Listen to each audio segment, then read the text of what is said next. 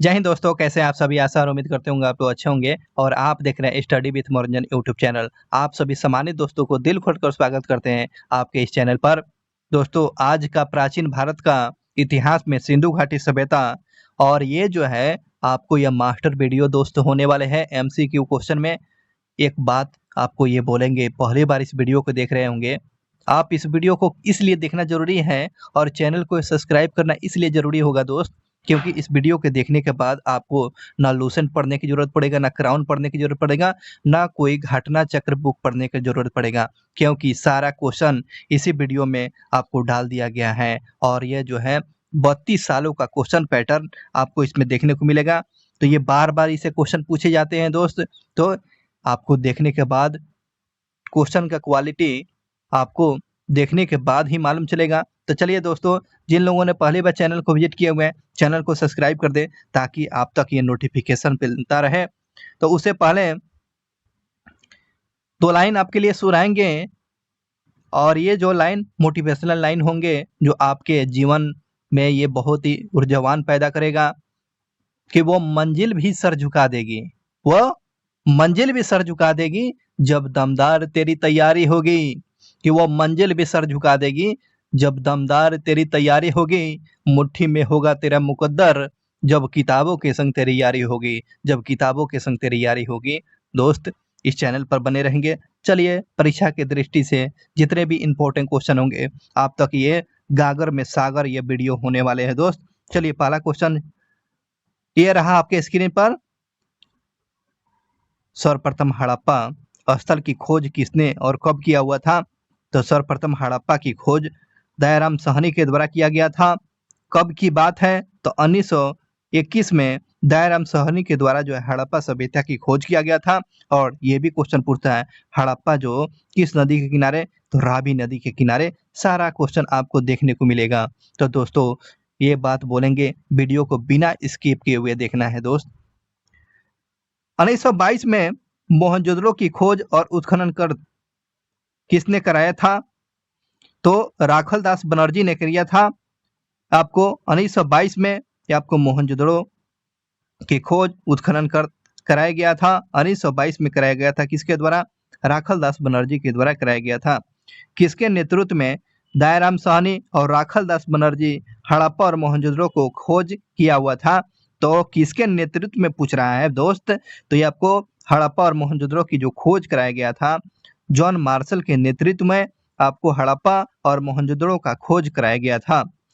सिंधु सभ्यता के समकालीन सभ्यता के नाम से कौन कौन सी थी सभ्यता? तो ये अक्सर क्वेश्चन पूछे जाते हैं कि सिंधु घाटी सभ्यता के समकालीन कौन कौन सी सभ्यता था?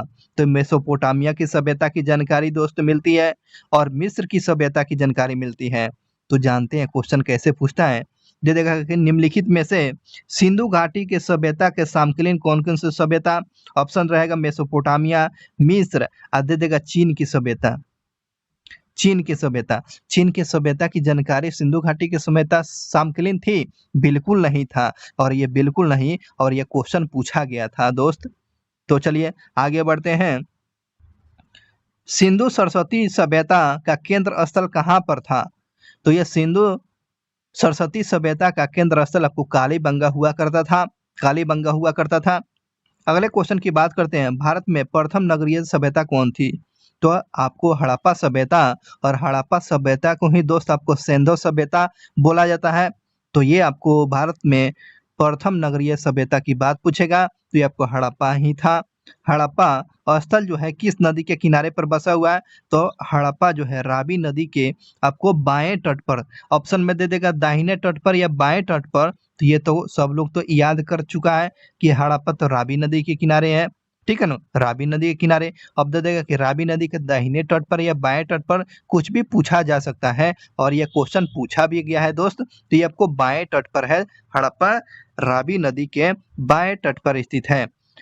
कांसा का सर्वप्रथम प्रयोग किस सभ्यता के लोगों के द्वारा किया गया था?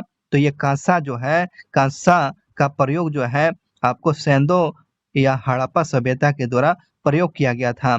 और इस कांसा को प्रयोग किया गया था। ये कांसा को तांबा भी बोला जाता है, इसलिए ताम्रयुगीन सभ्यता बोला जाता है। अगले क्वेश्चन की बात करते हैं। हड़प्पा सभ्यता के निवासियों को द्वारा कौन सी धातु का सर्वप्रथम प्रयोग किया गया था? तो तांबा का प्रयोग किया गया था और ये अक्सर क्वेश्चन पूछा जाता है, इसलिए इसका नाम ताम्र सभ्यता कर दिया गया, क्योंकि सबसे ज्यादा तांबा का उपयोग किया गया था, जिसके वजह से इस सभ्यता का ताम्र सभ्यता कहा गया। सिंधु घाटी सभ्यता इसलिए बोलते हैं क्योंकि यह नदी जो है सिंधु घाट मतलब कि वो नगर जो था सिंधु नदी के किनारे बसा हुआ था, इसलिए सिंधु नगर। और सेंधो वहाँ के निवासी को बोलते थे, सेंधो वहाँ के निवासी को बोला जाता था। इस बात को हमेशा ध्यान रखेंगे। चलिए कुछ इंपॉर्टेंट फैक्ट आपको जानना जरूरी है दोस्त। क्या इंपॉर्टेंट फैक्ट है? चलिए इन्हें जानते हैं कि सिंधु सभ्यता पूर्वभास सर्वप्रथम 1826 ईस्वी में सर्वप्रथम जो है सिंधु घाटी सभ्यता के पूर्वाभास 1826 ईस्वी में चार्ल्स मैनसन नामक एक अंग्रेज को हुआ था। अब उसने हड़प्पा सभ्यता जो है हड़प्पा नमक स्थल को बड़ी संख्या में ईंटों को प्राप्ति हुआ था। देखिएगा 1826 की बात है कि चार्ल्स मैनसन ने एक अंग्रेज था, उसे ये आभास हुआ था और उस जो है स्थल से हड़प्पा स्थल से जो है स्थलों से बड़ी संख्या में ईंट की प्राप्ति हुआ था। तो पहला क्वेश्चन ये समझ में आ गया। चलिए आगे बढ़ते हैं। सर्वप्रथम अलेक्जेंडर कनिंघम ने 1853 से लेकर 1873 तक हड़प्पा क्षेत्र के अन्वेषण किया हुआ था, परंतु वे इसके महत्व को समझने में असमर्थ रहा था। ठीक है, ये आपको अलेक्जेंडर कनिंघम की बात जो करते हैं, हड़प्पा क्षेत्र के अन्वेषण किया हुआ था, उसकी जानकारी लिया हुआ था, लेकिन उसके महत्व को हड़प्पा सभ्यता के बारे में कनिंघम साहब अच्छी तरीके से स्टडी नहीं कर पाए थे। अब बात करते हैं 1853 ईस्वी की बात है। कनिंघम को एक अंग्रेज ने हड़प्पा क्षेत्र से प्राप्त ब्रिसल की आकृति वाला एक मोहर दिया था। 1853 की बात है, आपको कनिंघम को एक अंग्रेज ने हड़प्पा क्षेत्र से प्राप्त जो है एक ब्रिसल बैल की आकृति वाला मोहर दिया हुआ था। ये थोड़ा सा रोचक जानकारी आपको बताते चल रहे हैं दोस्त। चलिए बात करते हैं 1872 की बात है। 1872 में भारतीय पुरातात्विक सर्वेक्षण विभाग का सर्वप्रथम डायरेक्टर जनरल अलेक्जेंडर कनिंघम महोदय को नियुक्त किया गया था। किसको भारतीय पुरातात्विक सर्वेक्षण नियुक्त किया गया था? अलेक्जेंडर कनिंघम महोदय को नियुक्त किया गया था। और ध्यान दीजिएगा, कनिंघम को ही भारतीय पुरातत्व का जनक बोला जाता है। भारतीय पुरातात्विक का जनक किसको बोलते हैं? तो अलेक्जेंडर कनिंघम को बोला जाता है और ये क्वेश्चन पूछा गया था। सारा क्वेश्चन दोस्त आपको पूछा ही गया है। जॉन ब्रांटन और विलियम ब्रांटन ने 1856 ईस्वी की बात है, 1856 में कराची से लाहौर के बीच रेल पटरी बिछाने के दौरान हड़प्पा टीलों से प्राप्त ईंटों का उपयोग किया हुआ था। देखेंगे जब क्या बोलते हैं, कराची से लाहौर के बीच में रेलवे पटरी बिछाई जा रही थी तो हड़प्पा टीलों से जो है ईंट का उपयोग किया हुआ था। जॉन ब्रांटन और विलियम ब्रांटन ने 1856 में इस ईंटों का प्रयोग किया था। इन सारी चीज रोचक जानकारी अब तक मिल रही है। आगे 1912 की बात है। जे.एफ. फिलिट ने हड़प्पा टीलों से प्राप्त पुरातत्व सामग्री के आधार पर रॉयल एशियाटिक सोसाइटी के द्वारा प्रकाशित पत्रिका में एक लेख प्रस्तुत किया गया, परंतु फिलिट हड़प्पा सभ्यता के पुरातात्विक महत्व का मूल्यांकन करने में क्या हुआ? असमर्थ हुआ था। फिलिप जो है 1812 में हड़प्पा टीले से जो पुरातात्विक सामग्री जो मिला हुआ था रॉयल एशियाटिक सोसाइटी के द्वारा प्रकाशित किया गया था, लेकिन फिलिप जो था इस पुरातात्विक महत्व को नहीं समझ पाया हुआ था, असमर्थ था, इसका मूल्यांकन नहीं कर पाया हुआ था। ये बात था। विश्व के सम्मुख सिंधु नदी घाटी में विकसित होने वाली एक नवीनतम सभ्यता जो था सिंधु घाटी सभ्यता के खोज की घोषणा सर्वप्रथम जॉन मार्शल ने 1924 में किया हुआ था। बहुत ही अच्छी बात है, क्योंकि यह विश्व के प्रमुख जो है सम्मुख सिंधु नदी की घाटी के विकसित होने के उपरांत में एक नवीन सभ्यता देखा जॉन मार्शल, जिसे सिंधु घाटी सभ्यता के नाम से बोला गया और यह खोजा गया। ये जॉन मार्शल ने इस सभ्यता के बारे में 1924 में प्रकाशित किया, 24 में बताया गया था। जो इम्पोर्टेंट फैक्ट अब तक पहुंचा। चलिए आगे बढ़ते हैं, अगले क्वेश्चन पर दोस्त चलते हैं। अगले क्वेश्चन पूछा गया है परीक्षा की दृष्टि से, हड़प्पा सभ्यता के संदर्भ में जानकारी प्राप्त करने का एकमात्र साधन कौन सा हो सकता है दोस्त? क्योंकि वह पुरातात्विक जो है सामग्री के द्वारा हड़प्पा सभ्यता के बारे में जानकारी हम लोग प्राप्त कर सकते हैं, और यह APPCS का ये क्वेश्चन था। सारा क्वेश्चन आपको बहुत ही इंपॉर्टेंट होने वाले हैं। सिंधु सभ्यता को किस कालखंड के अंतर्गत में समाहित किया गया है? तो अदैतिहासिक काल में ये समाहित किया गया, प्रोटो हिस्टोरिक के काल में इसको समाहित किया गया है। क्वेश्चन समझिएगा दोस्त कि सिंधु घाटी सभ्यता को किस काल खंड के अंतर्गत में समाहित किया गया है? अदैतिहासिक काल। मतलब कि अदैतिहासिक काल का मतलब क्या होता है दोस्त? जिसकी जानकारी हमें लिखित जानकारी नहीं प्राप्त हुई है, इसलिए इसको अदैतिहासिक प्रोटो हिस्टोरिक एरा बोलते हैं, काल बोला जाता है। चलिए आगे बढ़ते हैं। सर्वप्रथम किसके वितरण से सिंधु सभ्यता के विषय में ज्ञान होता है? तो ये चार्ल्स मैनसन के आपको इसके ने अपने विवरण प्रस्तुत किया हुआ था, जो 1826 में सर्वप्रथम चार्ल्स मैनसन ने विवरण से सिंधु सभ्यता के विषय में ये जानकारी प्राप्त होता है दोस्त। आगे बढ़ते हैं। हड़प्पा का उत्खनन करने वाला प्रथम पुरातात्विकविद कौन था जो इसके महत्व को नहीं समझ पाया था? और देख रहे हैं ना, ये सब क्वेश्चन पूछा गया था। एलेक्जेंडर कनिंघम जो है आपको प्रथम जो है हड़प्पा सभ्यता को उत्खनन किया हुआ था, लेकिन उसका महत्व को नहीं समझ पाया था। एलेक्जेंडर कनिंघम जो था नहीं समझ पाया था। देख रहे हैं UPPCS का यह क्वेश्चन था। चलिए अगले क्वेश्चन पर चलते हैं। किस भारतीय पुरातात्विक को बताइएंगे कि भारतीय पुरातात्विक का जनक बोला जाता है? किसको बोला गया है? किस विद्वान को पुरातात्विक विज्ञान का जनक बोला गया? कनिंघम को बोला गया है, और MPPCS का ये क्वेश्चन था।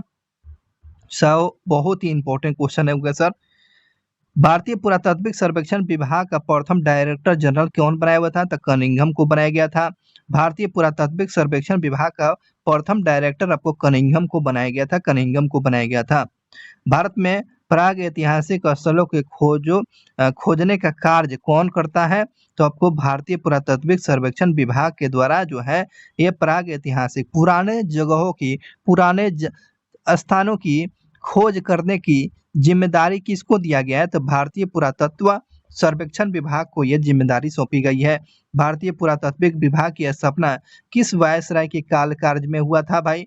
तो आपको भारतीय पुरातात्विक विभाग की स्थापना उस समय आपको करजन के समय में, करजन के काल पीरियड में, करजन के समय उस समय वायसराय हुआ करता था। ये आपको पुरातात्विक विभाग की स्थापना किया गया था। अगले क्वेश्चन पर चलते हैं। एक नवीनतम सभ्यता सिंधु घाटी सभ्यता के खोज की घोषणा सर्वप्रथम किसने किया है? तो आपको 1924 की बात है। 1924 में जॉन मार्शल ने एक नवीन सभ्यता के खोज के बारे में यह घोषणा किया था कि सिंधु सभ्यता एक था। इसकी जानकारी आपको जॉन मार्शल ने 1924 में बताया हुआ था। चलिए दोस्त आगे क्वेश्चन पर चलते हैं। अगले क्वेश्चन की बात करते हैं। आगे क्वेश्चन पूछा गया है, किसने कहा था कि सिंधु निवासियों ने नगरीय सभ्यता मेसोपोटामिया से सीखा हुआ था? तो व्हीलर महोदय ने यह स्टेटमेंट कहा था। किस विद्वान ने कहा था सिंधु निवासी जो थे नगरीय सभ्यता किस मेसोपोटामिया से सीखा हुआ था? तो ये आपको व्हीलर महोदय के द्वारा स्टेटमेंट दिया गया था। किस विद्वान का यह कथन है? ध्यान रखेंगे दोस्त कि सिंधु और मेसोपोटामिया सभ्यता के जनक एक ही मूल व्यक्ति से था। तो आपको ये जो बताया गया था, DD कोशाम्बी के द्वारा इस बात को बताया गया था। क्या बताया गया था? ये डीडी कोशाम्बी के द्वारा क्या बात बोली गई थी? सैंधव और मेसोपोटामिया सभ्यता के जनक एक ही मूल व्यक्ति से हुआ है, तो ये बात याद रखेंगे। किसने बोला था? डीडी कोशाम्बी के द्वारा बोला गया था। अगली बात करते हैं क्वेश्चन कि वर्गाकार मोहरों की प्रयोग कहाँ होता था भाई? वर्गाकार मोहरों का प्रयोग आपको सिंधु सभ्यता में हुआ करता था। वर्गाकार मोहरों की जानकारी हमें किस सभ्यता से मिलती है? आपको सिंधु सभ्यता से, सिंधु घाटी सभ्यता से मिलती है। सुमेरियन लिपि में कितने अक्षर प्राप्त होते हैं? सुमेरियन लिपि में कितने अक्षर की जानकारी मिलती है भाई? तो 900 अक्षर की जानकारी आपको सुमेरियन। तो सुमेरियन सभ्यता का नाम सुमेरियन क्यों पड़ा है दोस्त? क्योंकि सुंदर लिखने की कला यहाँ पर विकसित थी, इसलिए इसको सुमेरियन कला बोलते हैं, सुमेरियन सभ्यता बोलते हैं। और सुमेरियन लिपि की कितने अक्षर की जानकारी होती है? तो 900 अक्षर की जानकारी हमें सुमेरियन लिपि में, सुमेरियन सभ्यता से सुमेरियन लिपि 900 की जानकारी प्राप्त होती है। अगले क्वेश्चन पर चलते हैं। किसने हड़प्पा और मोहनजोदड़ो को एक विस्तृत साम्राज्य की जुड़वा राजधानी कहा है? तो ये तो क्वेश्चन तो आपको बहुत ही इंपॉर्टेंट है। स्टुअर्ट पिगट के महोदय के द्वारा, स्टुअर्ट पिगट महोदय ने क्या कहा था? हड़प्पा और मोहनजोदड़ो है, हड़प्पा और मोहनजोदड़ो को जुड़वा राजधानी किसने कहा है? तो ये पिगट महोदय के द्वारा, स्टुअर्ट पिगट महोदय ने कहा था हड़प्पा और मोहनजोदड़ो जुड़वा राजधानी है। सिंधु क्षेत्र में आने वाली प्रथम प्रजाति कौन थी भाई? ये सिंधु क्षेत्र में आने वाली प्रथम प्रजाति पूछ रहा है, प्रोएस्टेलाइड प्रजाति था। सिंधु सभ्यता में ये बताएंगे, सिंधु क्षेत्र में आने वाला प्रथम प्रजाति का नाम पूछ रहा है, तो प्रोएस्टेलाइड जो था, प्रोएस्टेलाइड आया हुआ था। हड़प्पा सभ्यता के काल निर्धारण का सर्वप्रथम प्रयास किसने किया है?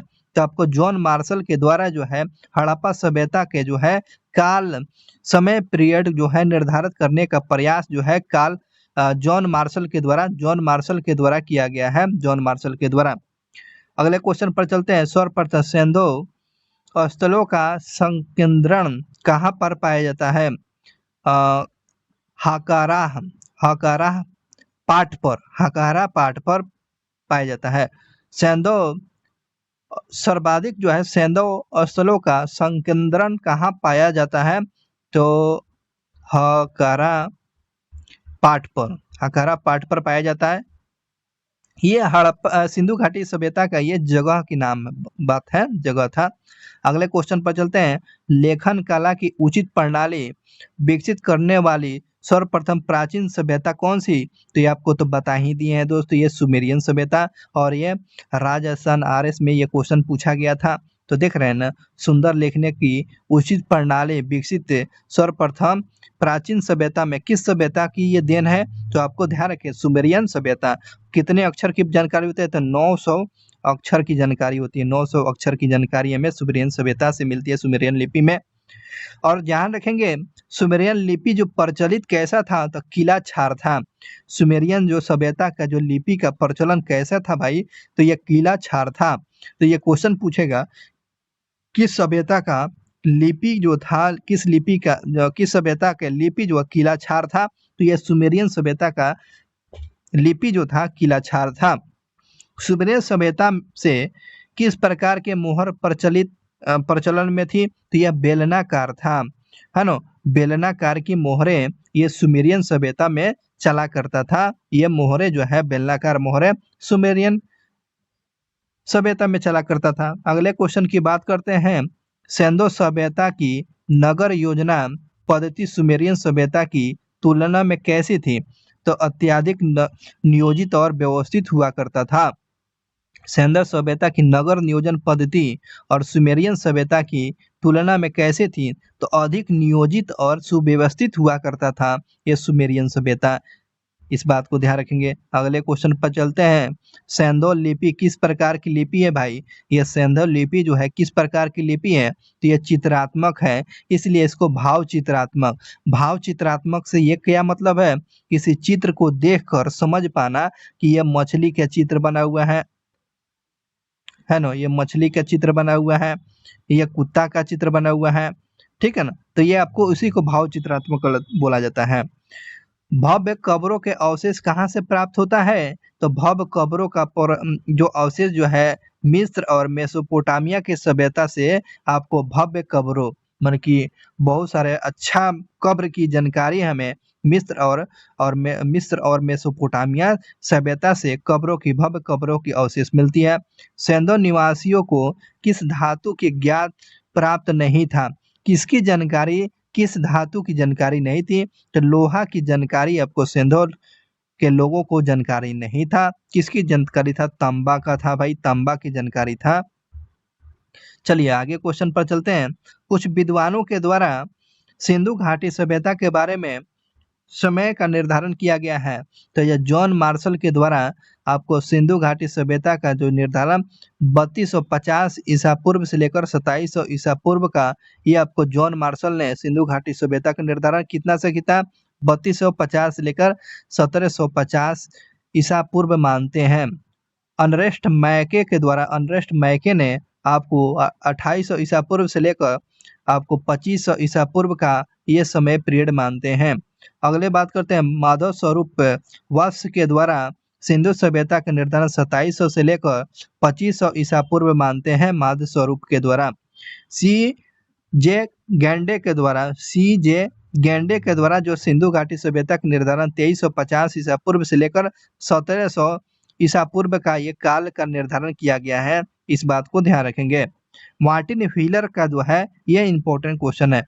मार्टिन व्हीलर ने आपको सिंधु घाटी सभ्यता के बारे में समय पीरियड आपको 2500 ईसा पूर्व से लेकर 1700 ईसा पूर्व काल का निर्धारण मार्टिन व्हीलर ने बोला है। आर्लिचर ने आपको काल का निर्धारण जो है 2250 से लेकर 1750 का आर्चिलर के द्वारा सिंधु घाटी सभ्यता के बारे में ये बताया है। और ये क्वेश्चन याद रखेंगे फेयर सर्विस के द्वारा, ये इंपॉर्टेंट भी क्वेश्चन है। तो इंपॉर्टेंट क्वेश्चन है फेयर सर्विस आपको 2000 ईसा पूर्व से लेकर 1500 ईसा पूर्व के काल को सिंधु घाटी सभ्यता का काल माना है। तो फेयर सर्विस के द्वारा इस काल का निर्धारण किया है। लेकिन ये भी क्वेश्चन पूछा था रेडियो कार्बन पद्धति के द्वारा सिंधु घाटी सभ्यता की जानकारी आपको 2300 से लेकर 1700 ईसा पूर्व का काल का निर्धारण बोला जाता है। तो ये रेडियो कार्बन जो पद्धति है वैज्ञानिक पद्धति है, ठीक है। तो ये अलग अलग विद्वानों के द्वारा अलग अलग बात बोला गया है समय पीरियड में। चलिए इस बात पर हमेशा ध्यान रखेंगे किसके द्वारा कौन सा काल का निर्धारण किया गया है, अक्सर ये क्वेश्चन पूछ लिया जाता है। रेडियो कार्बन याद रखेंगे, फेयर सर्विस याद रखेंगे, मार्टिन व्हीलर का समय याद कर लेंगे, स्वरूप का याद रखेंगे इसमें, उसके बाद जॉन मार्शल का समय पीरियड याद रखेंगे। चलिए अगले क्वेश्चन पर दोस्तों चलते हैं। अगला क्वेश्चन पूछा गया है कि किस सभ्यता के काल निर्धारण का सर्वप्रथम प्रयास जॉन मार्शल ने किया हुआ था? कब किया था? 1931 में किया था। जॉन मार्शल जो है आपको काल का निर्धारण पूछ रहा है। ये आपको सिंधु घाटी सभ्यता का काल का निर्धारण जो है सर्वप्रथम प्रयास 1931 में ही प्रयास कर दिया गया था।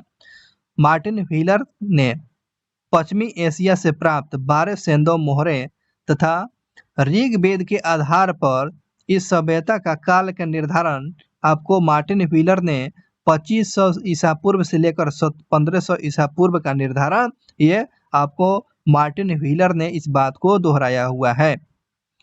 अब बाद में व्हीलर महोदय ने इसमें पुनः संशोधित कर आपको बताया था 2500 ईसा पूर्व से लेकर 1700 ईसा पूर्व जो है स्वीकार किया गया और ये एक इसको मान्यता मिल जाती है आपको व्हीलर महोदय के द्वारा जो है सिंधु घाटी सभ्यता के निर्धारण में आपको 2500 से लेकर 1700 ईसा पूर्व को स्वीकार किया गया। इस बात को ध्यान रखेंगे।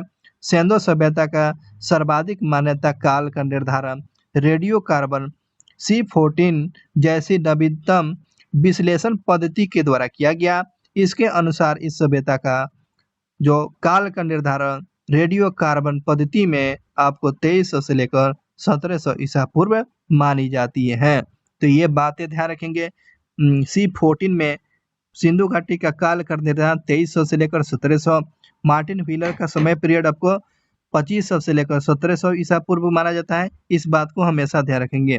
उसके बाद जॉन मार्शल जो याद रखेंगे, जॉन मार्शल आपको 1931 का ये सर्वप्रथम इस काल का निर्धारण करने का प्रयास किया था। हमेशा इस बात को ध्यान रखेंगे। चलिए आगे बढ़ते हैं। सिंधु सभ्यता से के निर्माण में कौन कौन शामिल थे, ये अच्छा जानकारी चलिए आपको तक ये पहुंचा देते हैं। सिंधु घाटी सभ्यता में इसके निर्माता में कौन कौन थे, आपको हड़प्पा, मोहनजोदड़ो और अन्य स्थलों के उत्खनन से मिश्रित प्रजातियों के अस्थि पंजर भी प्राप्त होते हैं, यानी कि हड्डी की प्राप्ति होती है, जो अधोलोकित इस प्रकार है। चलिए इस पर जो है बात करते हैं। प्रोस्टेलाइड काकेशियन, प्रोस्टेलाइड को जो है काकेशियन बोला जाता है। ये बात पहली हो गया। यह मध्य भारत में पाई जाती है, तो ये ध्यान रखेंगे। सर्वप्रथम जो है सिंधु घाटी सभ्यता में प्रोस्टेलाइड ही पाई जाती है, जिसको काकेशियन कहा जाता है। काकेशियन कहा जाता है, जो मध्य भारत में पाई गई है। पहली बात ये हो गया। दूसरी बात ये है, आपको भूमध्य सागरीय में मेडिटेरियन ये आपको प्रजाति थी, ठीक है, भूमध्य सागरीय में। तीसरी बात है मोंगलाइड प्रजाति भी पाई गई, तो मोंगलाइड प्रजाति ये आपको उप हिमालयी क्षेत्र में ये पाया जाता है। ये हिमालय क्षेत्र में जो है आपको मोंगलाइड पाए जाते हैं। उसके बाद चौथा जो था अल्पाइन प्रजाति, अल्पाइन भी पाए जाते हैं। तो ये ध्यान रखेंगे, ये अलग अलग स्थानों से कुछ प्रजातियों के अस्थिर पंजर की प्राप्ति होती है। अस्थिर पंजर की प्राप्ति इनकी सबकी अस्थिर पंजर की प्राप्ति हुआ है। चलिए एक पॉइंट में देखा गया है कि मोहनजोदड़ो के निवासी अधिकतर जो है कैसा प्रजाति हुआ था, तो आपको भूमध्य सागरीय प्रजाति थे। तो ये क्वेश्चन पूछता है आपको मोहनजोदड़ो के जो निवासी जो थे अधिकतर कैसी प्रजाति के थे, भूमध्य सागरीय थे या मोंगलाइड थे या अल्पाई थे। तो याद रखेंगे भूमध्य सागरीय जो प्रजाति जो थे अधिकतर जो है आपको भूमध्य सागरीय प्रजाति के थे। अधिकांश विद्वान सिंधु सभ्यता का निर्माण भूमध्य सागरीय प्रजाति द्रविड़ को ही मानते हैं। यह प्रजाति भारत के इस समय दक्षिण भारत में पाई जाती है। ये भूमध्य सागरीय प्रजाति जो है आपको साउथ इंडिया में पाई जाती है। तो इस बात को ध्यान रखेंगे। ये समय में सिंधु घाटी के समय के सभ्यता में निर्माण के समय में ये प्रजातियों का महत्व भी रहा है। तो चलिए आप तक ये पहुंचा दिए। चलिए आप परीक्षा के दृष्टि से चलिए आगे बढ़ते हैं। अगला क्वेश्चन पर चलते हैं। सुतगोई और मांडुगा नामक हड़प्पा स्थल कहाँ पाई जाती हैं। सुतगोई और मांडुगा नामक जो स्थल जो है आपको अफगानिस्तान में देखने को मिलता है। अफगानिस्तान में है भाई। चलिए अगले क्वेश्चन पर चलते हैं।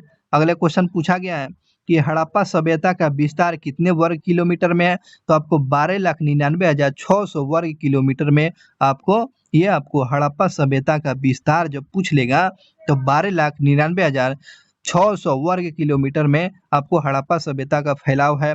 हड़प्पा सभ्यता की किस प्रकार की आकृति पूछा गया है, किस प्रकार की आकृति है, आकार है, तो यह त्रिभुजाकार की आकृति है। यह हड़प्पा सभ्यता यह त्रिभुजाकार आकृति है।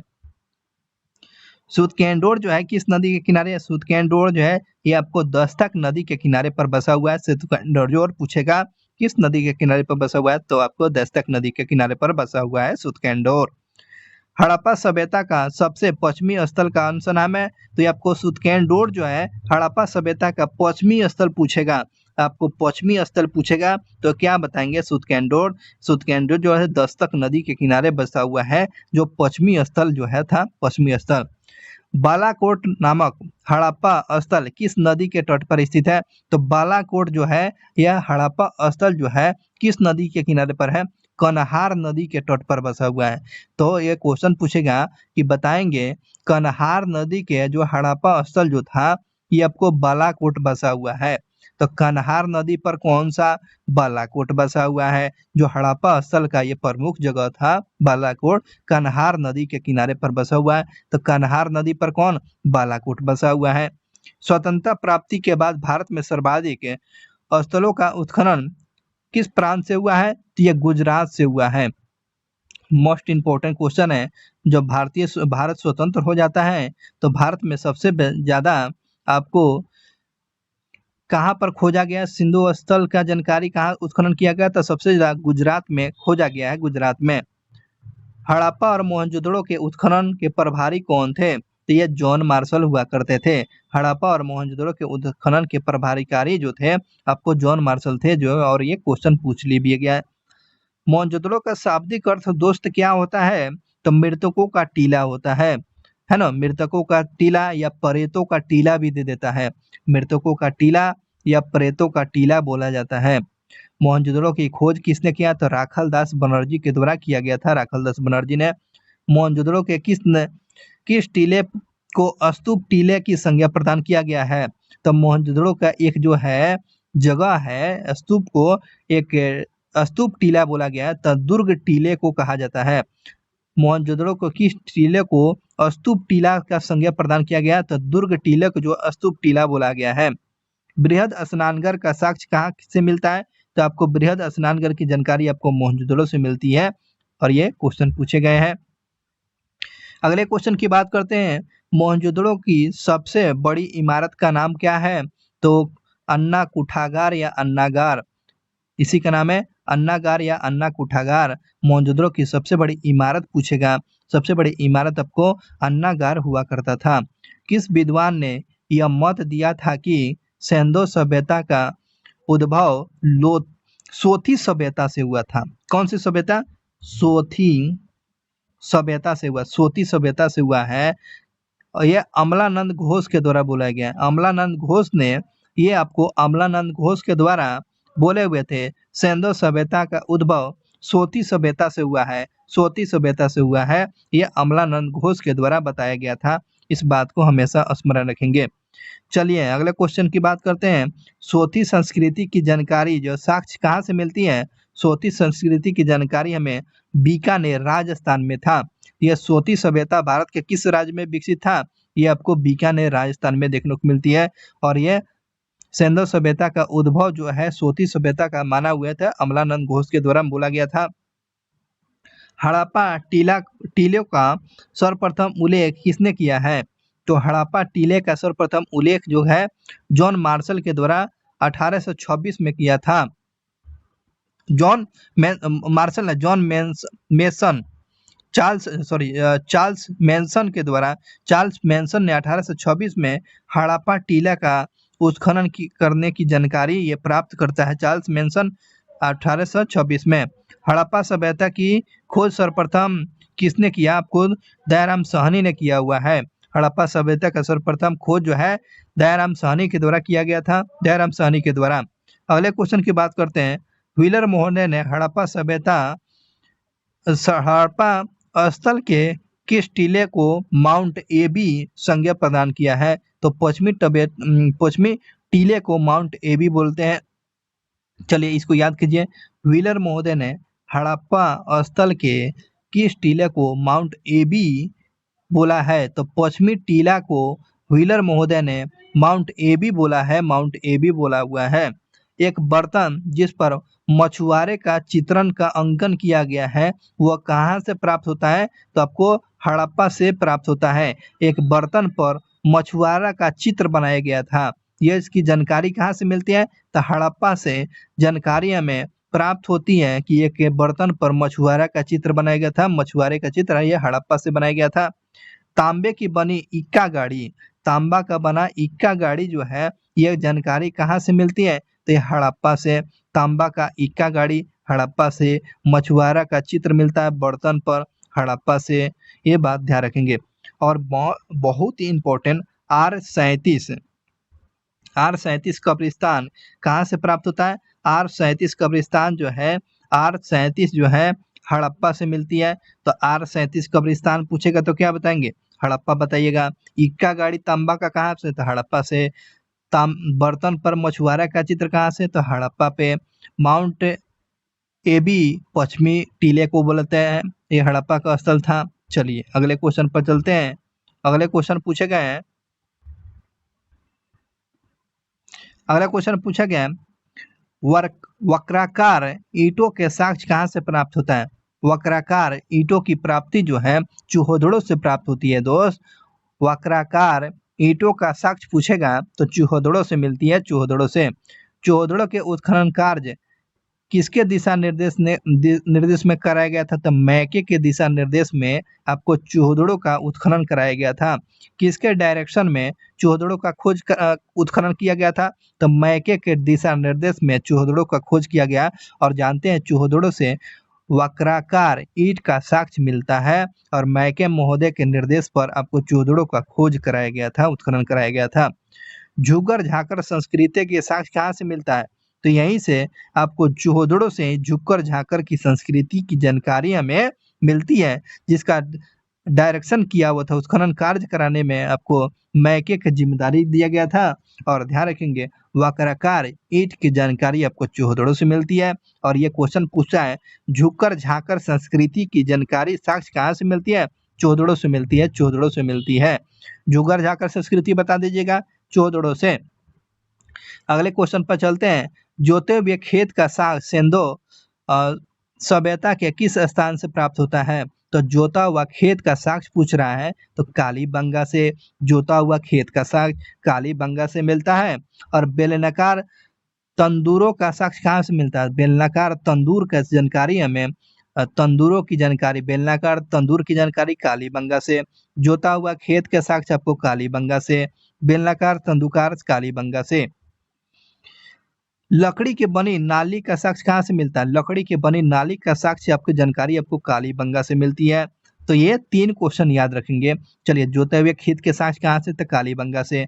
बेलनाकार तंदूरों की जानकारी आपको तंदूरों की जानकारी कालीबंगा से। और लकड़ी के बनी नाली का साक्ष्य की जानकारी कहाँ से? तो ये कालीबंगा से। तो ये बातें याद रखेंगे। दोस्तों, आपसे बोलेंगे कि बिना वीडियो को स्किप किए हुए ही देखना है और याद करना हमारा जिम्मेदारी है दोस्त। आप नहीं याद करेंगे तो दूसरा कोई तो जरूर देखेगा और आपसे ये आगे निकल जाएगा। और ये इम्पोर्टेंट, सारा क्वेश्चन इम्पोर्टेंट है दोस्त। चलिए आगे क्वेश्चन पर देखेंगे। सबसे बड़ी ताम्र निधि कहाँ से प्राप्त होता है? तो गुंगेरिया से प्राप्त होता है। तो गुंगेरिया जगह कहाँ पर है? तो मध्य प्रदेश में। चलिए याद कीजिए। तो सबसे बड़े ताम्र निधि की प्राप्ति कहाँ से होती है? तो गुंगेरिया से प्राप्त होती है। गुंगेरिया आपको जगह कहाँ देखने को मिलता है? आपको सबसे बड़े ताम्र निधि की जानकारी जो है गुंगेरिया मध्य प्रदेश से मिली हुई थी। ताम्र निधियों का संबंध किस मृत भांड से है? गैरिक मृत भांड से है। गैरिक मृत भांड से है। गैरिक मृत भांड का संबंध ताम्र निधियों का मृत भांड से संबंध रखेंगे। अधिकांश गैरिक मृतभांड स्थल कहाँ से प्राप्त होते हैं? तो दोआब के ऊपरी हिस्से में प्राप्त होते हैं। अच्छा क्वेश्चन था। अधिकांश जो है गैरिक मृतभांड स्थल कहाँ से प्राप्त होते हैं? तो दोआब के ऊपरी हिस्से में प्राप्त होते हैं। गैरिक के मृतभांड का सबसे मोटा जमाव कहाँ पाया जाता है? तो जोधपुर में पाया जाता है। तो गैरिक मृतभांड जो है सबसे मोटा जमाव कहाँ पर देखने को मिलता है? तो आपको जोधपुर राजस्थान में देखने को मिलता है। गैरिक मृतभांड संस्कृति किस सभ्यता के समकालीन थी? तो आपको गैरिक मृतभांड जो संस्कृति जो तो हुआ करता था ये आपको हड़प्पा सभ्यता में हुआ करता था। और यहाँ पर मोटे जमाव देखने को मिलता है आपको जोधपुर में। ध्यान रखेंगे इस बात को। अगले क्वेश्चन पर चलते हैं कि सिंधु सभ्यता के किस स्थान के प्रत्येक मकान में कुएं मिलते हैं? प्रत्येक मकान में कहाँ कुआं देखने को मिलता है? तो मोहनजोदड़ो के आपको मोहनजोदड़ो में प्रत्येक घर में कुआं की जानकारी कहाँ से मिलता है? तो मोहनजोदड़ो के। तो देखो ये यूपीपीसीएस में क्वेश्चन पूछा गया था। तो प्रत्येक मकान में कुआं की जानकारी मोहनजोदड़ो से मिलती है। चांदी का प्राचीनतम साक्ष्य की जानकारी कहाँ से मिलती है? चांदी की जानकारी कहाँ से? तो मोहनजोदड़ो से। आपको घर घर में कुआं है ना, तो मोहनजोदड़ो से। चांदी का साक्ष्य आपको मोहनजोदड़ो से मिलता है। और एक श्रृंगी बैल की आकृति युक्त मोहर कहाँ से प्राप्त होती है? तो मोहनजोदड़ो से मिलती है। एक सींग वाला बैल की आकृति के मोहर कहाँ से मिलता है? तो आपको मोहनजोदड़ो से मिलता है। मोहनजोदड़ो से एक सींग वाला बैल की आकृति मिलती है। चलिए, मलेरिया के प्राचीनतम साक्ष्य हड़प्पा सभ्यता से किस स्थान से प्राप्त होता है? तो मोहनजोदड़ो से मिलता है। ये क्वेश्चन पूछेगा कि मलेरिया का प्रचलन जो है किस किस जगह पर था, किस स्थान पर था? मलेरिया कहाँ पाया जाता था भाई? मलेरिया जो है, आपको मलेरिया का साक्ष्य की जानकारी हमें आपको मोहनजोदड़ो से मिलती है। और 25 अप्रैल को मलेरिया दिवस मनाते हैं। 25 अप्रैल को दिवस मनाते हैं। मलेरिया प्रचलन का प्राचीनतम साक्ष्य की जानकारी हड़प्पा सभ्यता के मोहनजोदड़ो से मिलती है। अगले क्वेश्चन पर चलते हैं। मनका बनाने का कारखाना का साक्ष्य कहाँ से मिलता है भाई? मनका बनाने के कारखाने ये चूहदड़ो से मिलता है। मनका बनाने के कारखाना चूहदड़ो से मिलता है। मनका बनाने के कारखाना चूहदड़ो से मिलता है। चलिए, आशा करते होंगे कि आपको याद होते चल रहा होगा। आगे बढ़ते हैं। अगले क्वेश्चन पर चलते हैं कि धौलावीरा नामक हड़प्पा स्थल कहाँ पर है? तो धौलावीरा जो जगह पूछ रहा है तो गुजरात के कच्छ डिस्ट्रिक्ट में है। धौलावीरा जो है, यहाँ से उन्नत जल प्रबंधन की जानकारी मिलती है। और धौलावीरा कहाँ है? तो गुजरात के कच्छ डिस्ट्रिक्ट में। हड़प्पा सभ्यता का वह कौन सा नगर 3 भागों में विभाजित था? तो ये आपको धौलावीरा था। तो यह हड़प्पा स्थल का कौन सा नगर जो 3 विभागों में बटा हुआ था भाई? ये धौलावीरा नगर ही 3 भागों में विभाजित था, जो गुजरात के कच्छ डिस्ट्रिक्ट में आपको देखने को मिलता है। कौन सा जगह? धौलावीरा। हड़प्पा सभ्यता के किस स्थान से शैलकृत स्थापत्य की प्राचीनतम प्रमाण मिलता है? तो ये धौलावीरा से ही मिलती है। हड़प्पा सभ्यता से आपको शैलकृत स्थापत्य कला की जानकारी जो है, स्थापत्य के प्राचीनतम प्रमाण जो है धौलावीरा से मिलती है। शैल स्थापत्य की जानकारी हमें कहाँ से मिलती है? धौलावीरा से मिलती है। उन्नत जल प्रबंधन, ये तो क्वेश्चन तो हमेशा पूछा जाता है। उन्नत जल प्रबंधन का साक्ष्य की जानकारी हमें धौलावीरा से मिलती है। धौलावीरा से उन्नत जल प्रबंधन। भारत का सबसे बड़ा हड़प्पा पुरातत्व कौन है? तो ये राखीगढ़ी है। भारत का सबसे बड़ा हड़प्पा पुरास्थल कौन सा है? तो आपको राखीगढ़ी है, राखीगढ़ी। भारत का सबसे बड़ा हड़प्पा पुरास्थल का नाम पूछेगा तो क्या बताएंगे? तो राखीगढ़ी है। राखीगढ़ी नामक हड़प्पा स्थल की खोज किसने किया? तो सूरजभान ने किया है। और यह भारत का सबसे बड़ा हड़प्पा पुरातत्व स्थल है राखीगढ़ी, जिसकी खोज पूछेगा तो यह सूरजभान ने किया है, सूरजभान ने। हड़प्पा सभ्यता के पतनोमुक्त काल के साक्ष्य कहाँ से मिलते हैं? तो भगवानपुर से मिलता है। हड़प्पा सभ्यता के पतनोमुख काल का साक्ष्य की जानकारी हमें कहाँ से मिलता है? तो ये भगवानपुर से। ये आपको बंदरगाह की जानकारी पूछ रहा था, भगवानपुर से।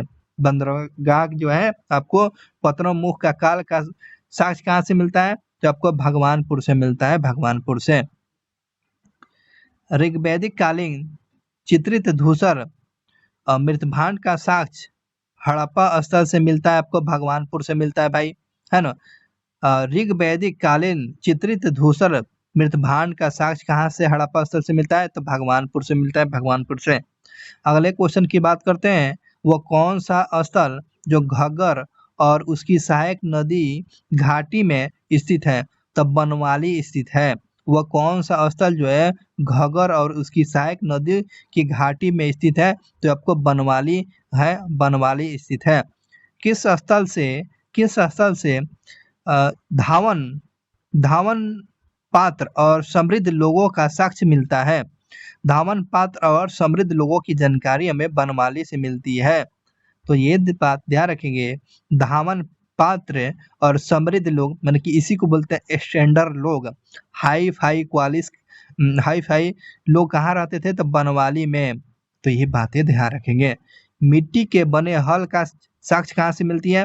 मिट्टी के बने हल की जानकारी हमें बनवाली से मिलती है दोस्त। तो मिट्टी के बने हल की जानकारी हमें कहाँ से?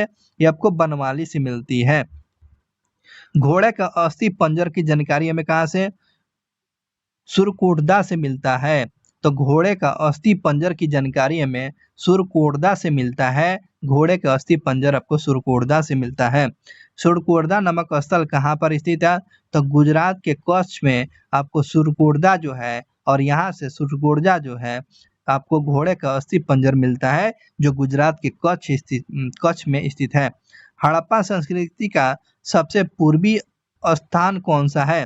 तो आलमगीरपुर जो है। तो हड़प्पा संस्कृति का पूर्वी स्थान पूछ रहा है तो क्या बताएंगे? आपको आलमगीरपुर बताएंगे। आलमगीरपुर किस नदी कहता है? हिंडन नदी के किनारे पर बसा हुआ है। अगले क्वेश्चन पर चलते हैं कि मांडा नामक हड़प्पा कालीन स्थल किस नदी के तट पर स्थित है? तो ऐसे भी मांडा को माड़ जानते हैं, पानी जो चावल वाला जो होता है, चावल में जो होता है उसमें, तो उसको बोलिए मांड होता है। तो मांड क्या होता है? चिपचिपा होता है, चिकना होता है। तो चिकना होता है तो चिनाब नदी किनारे, चिनाब नदी के किनारे पर ये दाहिने तट पर बसा हुआ है। सुतकेंडोर जो है यह हड़प्पा स्थल की खोज किसने किया है? अर्ने स्टाइल ने किया है। आर्ले स्टाइल के द्वारा आपको सुतकेंडोर का खोज किया गया था। अर्ने स्टाइल ने किस हड़प्पा स्थल की खोज किया हुआ था? तो सुतकेंडोर का खोज किया हुआ था। और सुतकेंडोर जो है दास्तक नदी के किनारे पर बसा हुआ है। आगे क्वेश्चन पर चलते हैं। आलमगीरपुर नामक स्थल की खोज किसने किया है? तो भारत सेवा समाज के द्वारा आपको आलमगीरपुर जो है इसका खोज जो किया गया है भारत सेवा समाज के द्वारा आपको आलमगीरपुर जो है हिंडन नदी के किनारे पर है और इसकी खोज भारत सेवा समाज ने किया हुआ है। दैमाबाद ये परवरा नदी के तट पर बही है। तो दैमा नदी ये परवरा नदी के बाएं तट पर स्थित है। तो दैमाबाद कहाँ है? तो महाराष्ट्र में है। महाराष्ट्र में दैमाबाद है, आपको परवरा नदी पर है। चलिए आगे क्वेश्चन पर चलते हैं। अगला क्वेश्चन पूछा गया है परीक्षा की दृष्टि से, बालाकोट नामक हड़प्पा स्थल कहाँ पर है? तो बालाकोट आपको बालूचिस्तान में। बालाकोट पूछेगा आपको किस नदी के किनारे है? कन्हार नदी पे। कन्हार नदी पर ये बसा हुआ था बालाकोट। और ये बालाकोट कहाँ है? तो बालूचिस्तान में देखने को मिलता है। वह कौन सा हड़प्पा कालीन स्थल है जहाँ से समृद्ध सीप उद्योग का साक्ष्य मिलता है? मन के सीप उद्योग की जानकारी हमें कहाँ से मिलती है? तो सीप उद्योग की जानकारी आपको बालाकोट से मिलती है जो बालूचिस्तान में है। बालूचिस्तान में डाबरकोट कौन सा जगह? डाबरकोट जो है ये आपको इसका खोज कौन किया है? तो डाबरकोट जगह है अर्ने स्टाइल ने किया है। अर्ने स्टाइल के द्वारा डाबरकोट है ना, डाबरकोट का खोज किया हुआ था। आपको अर्ने स्टाइल के द्वारा खोज किया गया था। अर्ने स्टाइल ने एक और खोज किया था। आपको अर्ने स्टाइल ने सुतकेंडोर का खोज किया था। अर्ने स्टाइल ने सुतकेंडोर का खोज किया था और बालाकोट का भी खोज आपको अर्ने स्टाइल ने किया हुआ था। अगले क्वेश्चन की बात करते हैं। आलम दिनो नामक स्थल के खोज किसने किया? फेयर सर्विस ने किया है। आलमदीनो नामक स्थल का खोज आपको फेयर सर्विस ने किया है। फेयर सर्विस के द्वारा आपको कौन सा स्थल का खोज किया है? अलादीनो का खोज जो है आपको फेयर सर्विस के द्वारा खोज किया गया है। और मिट्टी के बनी खिलौना गाड़ी का साक्ष्य कहाँ से मिलता है? आलमदीनो से मिलता है जिसका खोज जो है फेयर सर्विस ने इसका खोज किया था। और मिट्टी के बने मिट्टी के बने बैलगाड़ी की जानकारी हमें आलमदीनो से मिलता है। आलमदीनो से क्या साक्ष्य की जानकारी? तो मिट्टी के बने आपको खिलौना गाड़ी की जानकारी आलमदीनो से मिलती है। सुतकाहो नामक हड़प्पा कालीन स्थल किस नदी पर है? सुतकाहो नामक ये हड़प्पा कालीन जो है स्थल पूछ रहा है आपको सादीकोर नदी पर। सुतकाहो जो है जगह आपको किस नदी पर है? आपको सादीकोर नदी पर कौन सा भाई? सुतकाहो जो है हड़प्पा कालीन जो स्थल जो है सादीकोर नदी पर बसा हुआ है। अगले क्वेश्चन की बात करते हैं। दधेरी नामक हड़प्पा स्थल कहाँ पर है? तो आपको पंजाब में देखने को मिलता है। दधेरी नामक हड़प्पा स्थल कहाँ मिलता है? तो आपको दधेरी जो पंजाब में देखने को मिलता है। वो कौन सा हड़प्पा स्थल है जहाँ से सबसे अधिक फसल का साक्ष्य मिलता है? तो फसल का सबसे ज्यादा जानकारी हमें कहाँ से मिलती है? तो आपको बालू जो है हरियाणा में पड़ता है। तो ये आपको हरियाणा के बालू जगह में सबसे ज्यादा फसल का साक्ष्य मिलता है। तो हरियाणा का जो है बालू जो जगह है वहाँ पर फसल का साक्ष्य की जानकारी सबसे अधिक मिलती है। स्वतंत्रता प्राप्त करने के पश्चात भारत में सर्वप्रथम किस स्थान की उत्खनन किया गया था? तो रोपण का खोज किया गया था। स्वतंत्रता के पश्चात जो है भारत में सर्वप्रथम किस स्थान का उत्खनन किया गया था? तो रोपण पर किया गया था, रोपण का खोज किया गया था। प्राग सेंधव बस्ती में भी किलाबंदी का साक्ष्य कहाँ से मिलता है? तो कोटदीजी में मिलता है। अच्छा क्वेश्चन है, प्राग सेंधव बस्ती में किलाबंदी का साक्ष्य की जानकारी आपको कोटदीजी से मिलती है, कोटदीजी से मिलती है। अगले क्वेश्चन पर चलते हैं। कोटदीजी नामक प्राग हड़प्पा स्थान कहाँ पर मिलता है? तो सिंध प्रांत जो है पाकिस्तान में मिलता है। कोटदीजी नामक प्राग हड़प्पा जो स्थल कहाँ से मिलती है भाई? तो आपको सिंध प्रांत पाकिस्तान से मिलती है। मनुष्य के साथ पालतू कुत्ता दफनाए जाने का प्रमाण से कहाँ से मिलती है? मनुष्य के साथ पालतू कुत्ता को कहाँ दफनाया गया है भाई? तो रोपण में दफनाया गया है। रोपण में जो है मनुष्य के साथ पालतू कुत्ता को दफनाए जाने की जानकारी हमें रोपण से मिलती है, रोपण से मिलती है। पत्थर की नींव आधारित मकान का साक्ष्य की कहाँ से मिलती है? तो पत्थर का बना हुआ नींव है ना, उसका जमीन जो है पत्थर का माने कि अंदर का नींव जो डाला गया था मकान का जानकारी आपको कहाँ से? तो कोटदीजी से मिलती है। कोटदीजी से मिलती है, पत्थर का बना हुआ मकान का नींव बना हुआ था कोटदीजी से। अगले क्वेश्चन की बात करते हैं।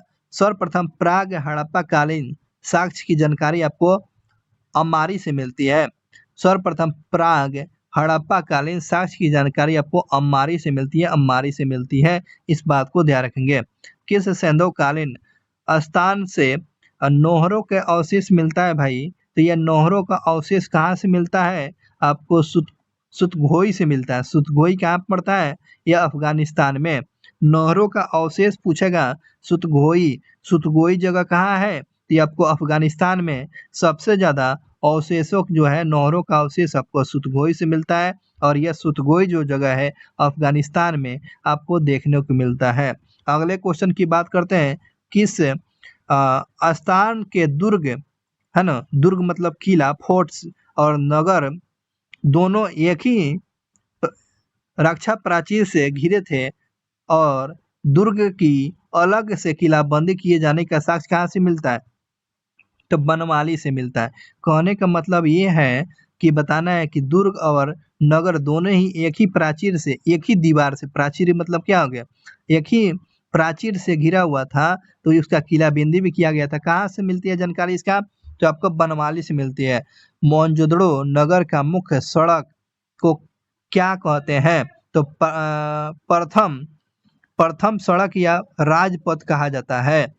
बहुत ही अच्छा क्वेश्चन है कि हड़प्पा सभ्यता के जो है मोहनजोदड़ो के, हाँ, हड़प्पा सभ्यता में मोहनजोदड़ो नगर के सड़क, मुख्य सड़क को क्या कहा जाता था? राजपथ कहा जाता था, या प्रधान सड़क कहा जाता था। राजपथ कहाँ के सड़क को बोला जाता था? मोहनजोदड़ो के नगर को आपको राजपथ कहा गया है, राजपथ कहा गया है। अगली बात करते हैं, वह कौन सा हड़प्पाकालीन नगर है जहाँ की सड़कों को पक्का करने का प्रयास किया गया है? तो कालीबंगा के सड़क के जो है पक्का करने का जानकारी हमें कालीबंगा से मिलती है। हड़प्पाकालीन जो है कहाँ के सड़क को पक्का करने का प्रयास किया गया है? तो कालीबंगा के सड़क को पक्का करने का प्रयास किया गया है। अगले क्वेश्चन देखेंगे, किस स्थान से लकड़ी की बनी नाली का साक्ष्य मिलता है? लकड़ी का बना हुआ नाली आपको कालीबंगा से, सड़क को पक्का करने का प्रयास कालीबंगा से। हड़प्पा सभ्यता के नगरों का निर्माण किस पद्धति में हुआ है? चेस बोर्ड पद्धति पर हुआ है। हड़प्पा सभ्यता में नगरों का निर्माण जो है आपको किस पद्धति पर दे दिया है? तो चेस बोर्ड पद्धति के आधार पर नगरों का निर्माण किया गया है, नगरों का निर्माण। हड़प्पा कालीन नगरों में दुर्ग का साक्ष्य किस टीला से प्राप्त होता है? तो आपको पश्चिमी टीला से प्राप्त होता है। हड़प्पा कालीन नगरों में दुर्ग का साक्ष्य और टीला की जानकारी आपको पश्चिमी टीला से मिलती है, पश्चिमी टीला से। नगर क्षेत्र में साक्ष्य कौन सा टीला प्राप्त होता है? तो पूर्वी टीला प्राप्त होता है। नगर क्षेत्र में जो है टीला से प्राप्त होता है, पूर्वी टीला से प्राप्त होता है। अगले क्वेश्चन की बात करते हैं, आवासीय क्षेत्र का साक्ष्य कहाँ से प्राप्त होता है? माने कि रेसिडेंटियल माने रहने वाला घर का साक्ष्य की जानकारी आपको पूर्वी टीलों के नगर से मिलता है। कहाँ पर रहने के लिए साक्ष्य मिलता है? आवासीय रहने का साक्ष्य आपको पूर्वी टीला के नगरों में आपको आवासीय क्षेत्र की जानकारी आपको पूर्वी क्षेत्र से मिलती है।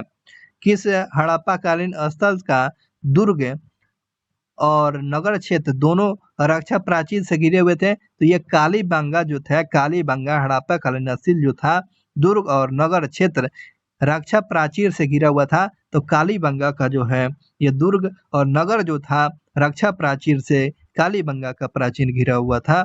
बात ध्यान रखेंगे। दुर्ग के द्विभागीकरण मतलब कि दो भागों का साक्ष्य, तो किला को जो है ना, फोर्ट को, किला को जो है दो भागों में विभाजित किया गया है। तो इसकी जानकारी हमें कहाँ से मिलती है? तो कालीबंगा से मिलती है। दुर्ग के द्विभाग विभाजीकरण का जानकारी हमें कालीबंगा से मिलती है दोस्त, कालीबंगा से। किलाबंदी का साक्ष्य किस स्थान से नहीं मिलता है? अच्छा क्वेश्चन है। किलाबंदी का है ना, इसको बोलते हैं बाउंड्री जो नहीं किया गया था, किस स्थल की जानकारी नहीं मिलती है? तो चूहदड़ो जो है, चूहदड़ो जो है आपको किलाबंदी नहीं किया गया था। इस बात को ध्यान रखेंगे। अगले क्वेश्चन पर चलते हैं दोस्त। अगले क्वेश्चन पूछे गए हैं कि सर्वप्रथम किस विद्वान ने हड़प्पा सभ्यता के नगरों को नगरीय क्रांति कहा है? तो आपको गाइडन चाइल्ड के द्वारा आपको नगरीय क्रांति बोला है। हड़प्पा सभ्यता के नगरों को नगरीय क्रांति के नाम से किस विद्वान ने संबोधित किया है? तो गॉर्डन चाइल्ड ने आपको ये बोला है नगरीय क्रांति, हड़प्पा सभ्यता को नगरीय क्रांति बोला है, गॉर्डन चाइल्ड ने बोला है। मोहनजोदड़ो नगर में छोटी सड़कें जहां मुख्य सड़क या प्रधान सड़क से मिलती थी उसे क्या बोला जाता है? उसको क्या बोला गया है? ऑक्सफोर्ड सर्कल बोला गया है, ऑक्सफोर्ड सर्कल बोला गया है। जब हो गया मोहनजोदड़ो की सड़क जो हो गया, छोटी सड़कें है ना, मुख्य सड़क से मिलती है, मेन सड़क से मिलती है, ये बड़ी वाला सड़क से मिलती है ना, बड़ी वाला सड़क से मिलती है, ये छोटी सड़क हो गया। जब मुख्य शहर से मिलती है तो इस सड़क को क्या कहा जाता है? यहाँ पर जब मिलेगी तो उसको क्या बोलते हैं? तो ऑक्सफोर्ड सर्कल बोलेंगे। इसी को क्या बोलते हैं? इसी को ऑक्सफोर्ड सर्कल बुलाया जाता है। ऑक्सफोर्ड सर्कल कहाँ के सभ्यता में देखने को मिलते हैं? सिंधु घाटी सभ्यता, मोहनजोदड़ो में देखा गया था। हड़प्पा सभ्यता के ईंटों की आकृति कैसी था? तो ईंट की आकृति कैसा था भाई? चतुर्भुजाकार था, ऐसा ईंट था, ऐसा आपको ईंट आपको था। आज भी ऐसा ही ईंट है। तो ये आपको चतुष्काकार है, चतुष्कोणीय है। ईंट की आकृति चतुष्कोणीय है। चलिए अब बात करते हैं यहाँ पर दोस्त कि सेंधो सभ्यता के मुख्य बंदरगाह परीक्षा के दृष्टि से जो अक्सर पूछे जाता है, प्रमुख बंदरगाह नगर कौन कौन से थे? लोथल जो था ये बंदरगाह नगर था। और लोथल किस नदी के किनारे? भोगवा और साबरमती के संगम पर खंबात की खाड़ी में। यह भोगवा गुजरात में पड़ता है, गुजरात में पड़ता है। तो यह भोगवा नदी के किनारे कौन सा नगर? यह लोथल है और यह बंदरगाह नगर है। कौन सा नगर है? बंदरगाह नगर है। भगत राव जो है यह बंदरगाह नगर है। ध्यान रखेंगे, पूछ लेता है बंदरगाह नगर कौन सा? भोगवा क्या बोलते हैं? भगत राव था। हाँ भाई, लोथल बंदरगाह नगर बिल्कुल है। भगत राव जो है कीम नदी के किनारे पर बसा हुआ, कीम नदी के किनारे भगत राव बसा हुआ। भगत राव जो है कीम नदी के किनारे बसा है। प्रभास पाटन जो है, आप ध्यान रखेंगे, ये बंदरगाह नगर है। और हिरण्य नदी के किनारे पर आपको हिरण्य नदी के प्रभास पाटन जो है बसा हुआ है।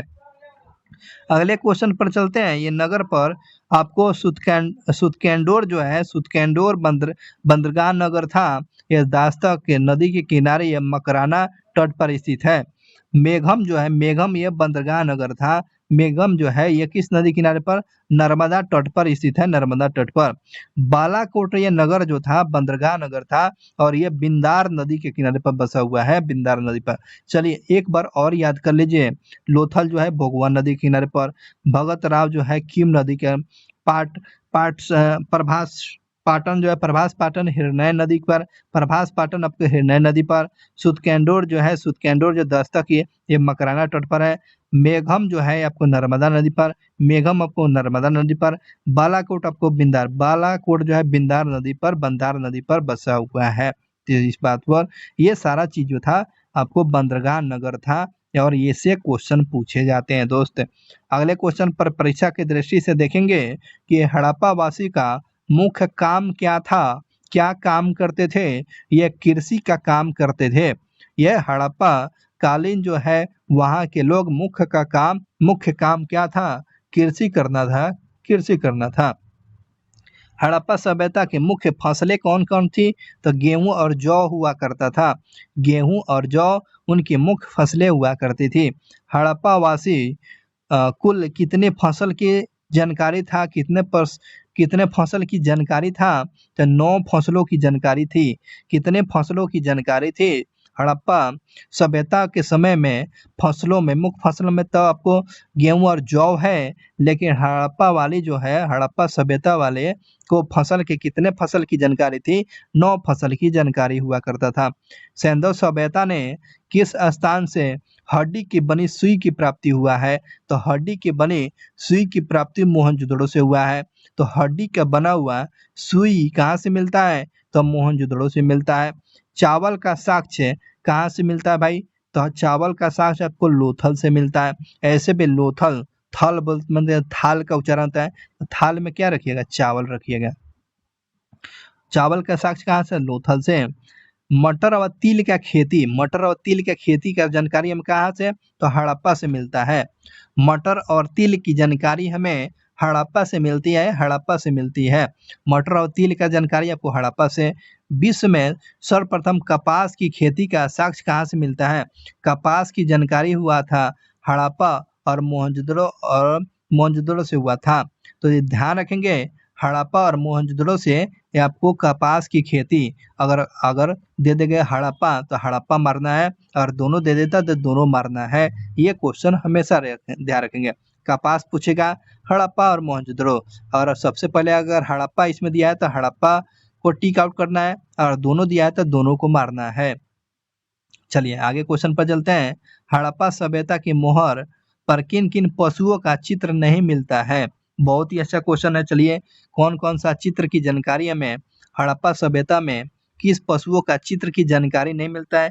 गाय के जो है मोहर की पर चित्र नहीं मिलता है, बिल्कुल नहीं मिला हुआ है। ऊंट का मिला है, नहीं मिला है। घोड़ा का मोहर चित्र मिला, नहीं मिला। तो गाय, ऊंट और घोड़ा और शेर भी ऑप्शन, इसमें भी शेर भी याद रखें। शेर का आपको, गाय का, ऊंट का और घोड़ा का, ये आपको मोहर पर इस पशु की जानकारी हमें नहीं मिलता है। चलिए अगले क्वेश्चन पर चलते हैं। वह कौन सा हड़प्पा कालीन नगर है पशुपालकों का केंद्र था, पशुपालकों का केंद्र कौन सा जगह था, नेसदी था, नेसदी जो जगह था, नेसदी जो जगह था, ये हड़प्पा कालीन नगर जो था ये पशुपालकों का केंद्र था। पशुपालकों का केंद्र हड़प्पा सभ्यता में कौन सा जगह था, नेसदी हुआ करता था। हड़प्पा सभ्यता का सबसे प्रमुख उद्योग पूछ रहा है, तो वस्त्र उद्योग था। हड़प्पा सभ्यता में प्रमुख वस्त्र उद्योग कौन था, तो वस्त्र उद्योग हुआ करता था।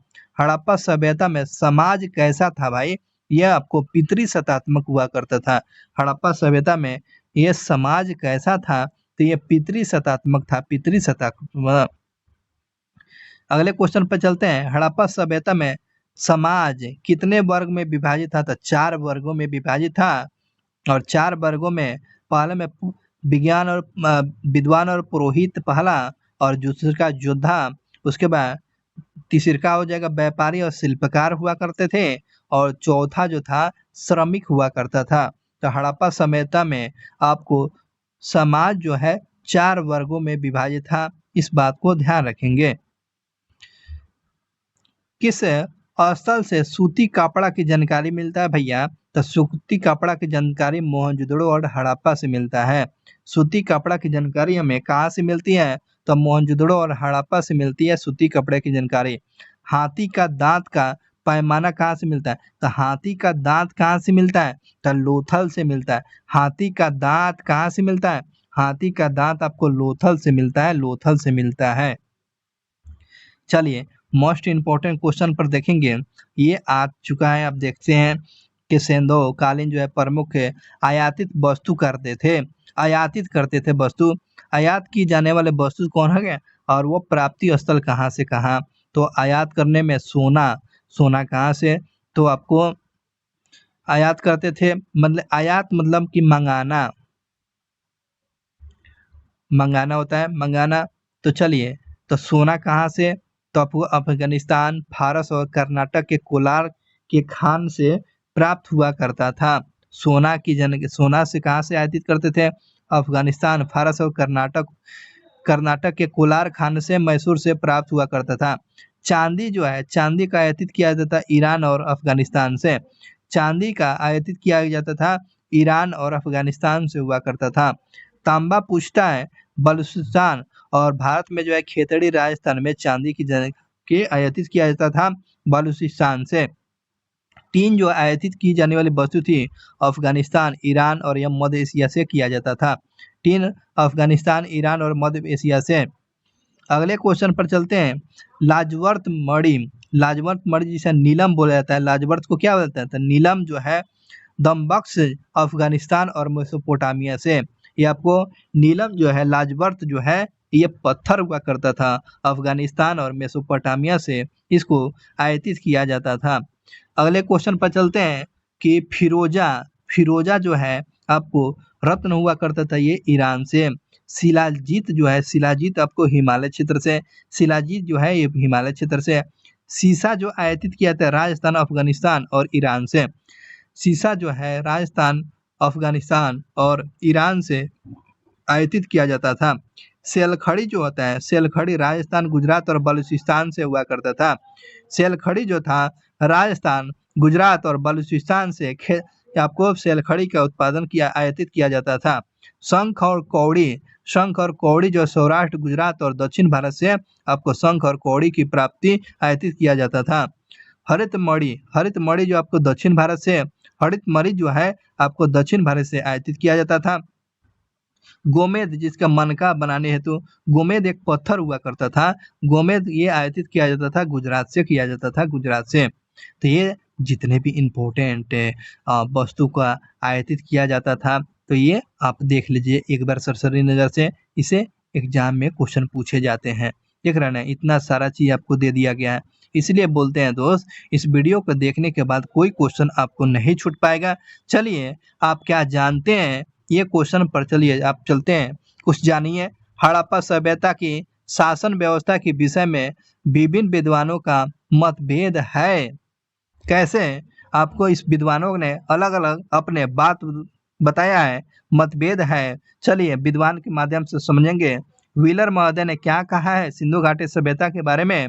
आपके हड़प्पाई क्षेत्र की, हड़प्पाई क्षेत्र की, हड़प्पाई क्षेत्र की शासन व्यवस्था मध्यवर्गीय, मध्यवर्गीय जनतांत्रिक हुआ करता था। आपको व्हीलर महोदय ने हड़प्पा क्षेत्र में शासन व्यवस्था जो था मध्यवर्गीय जनतांत्रिक हुआ करता था। ये स्टेटमेंट किस विद्वान का है? तो व्हीलर महोदय ने कहा है। अगले बात करते हैं विद्वान के।